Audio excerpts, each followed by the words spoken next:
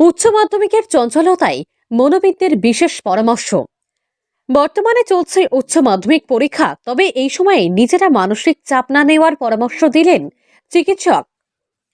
মনোরোগ বিশেষজ্ঞ ডক্টর অরুণিমা চ্যাটার্জি জানিয়েছেন, উচ্চ মাধ্যমিকের কতটা মনোযোগ সহকারে পরীক্ষা দিতে পারছো এটা নজর রাখতে হবে। নার্ভাস হলে চলবে না। পরীক্ষার আগে যে প্রস্তুতি সেটা হবে রিভিশন দিতে হবে। পরীক্ষার আগের দিন কখনোই রাত জাগতে হবে না।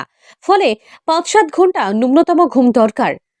প্রস্তুতি ভালো রাখতে হবে, মাথা ঠান্ডা রাখতে হবে, তবেই উচ্চ মাধ্যমিকে সাফল্য আসতে বাধ্য বলেই জানিয়েছেন মনোরোগ বিশেষজ্ঞ ডক্টর অরুণিমা চ্যাটার্জি।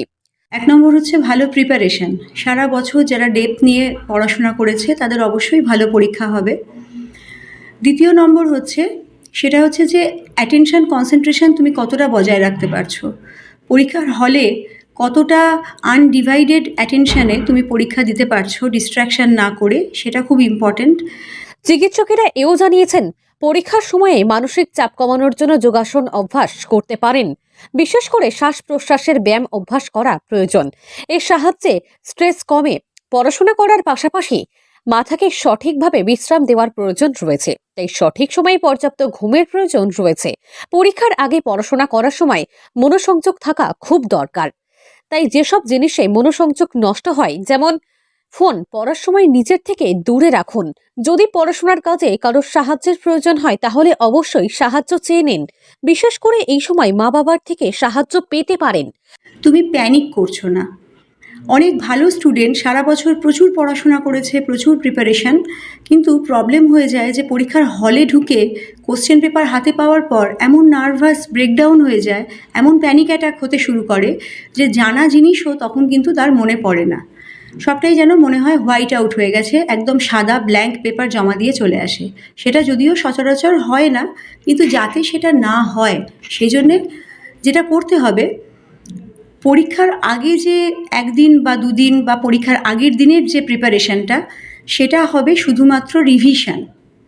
বাচ্চার পরীক্ষা মানে সেই সময়ে মা বাবাও সন্তানের প্রতি একটু বেশি যত্ন নিন। তাদের খাওয়া দাওয়ার প্রতি নজর দিন। সব রকমভাবে তাদের সাহায্য করার চেষ্টা করুন।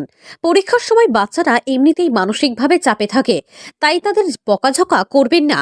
বাড়িতে কোনো চাপ দেবেন না। নিজেদের প্রত্যাশা চাপিয়ে না দেওয়াই মঙ্গলের।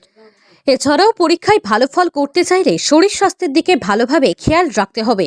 তাই এই সময় অতিরিক্ত তেল মশলাযুক্ত খাবার এড়িয়ে চলাই ভালো। পরীক্ষার আগের দিন কখনোই রাত জেগে পড়বে না, এবং পরীক্ষার দিন খুব ভোরে ওঠারও প্রয়োজন নেই। মোটামুটি রাত্রে একটা 5 থেকে 6 ঘন্টার ভালো ঘুমের খুব প্রয়োজন আছে। আমরা অনেকেই হয়তো ভাবি যে ভীষণ বিশাল সিলেবাস, কিছুতেই আমি কমপ্লিট করতে পারবো না, সেক্ষেত্রে সারা রাত জেগে পড়ি, পরীক্ষার দিন একদম সকাল অবধি পড়ে পরীক্ষা দিতে যাব।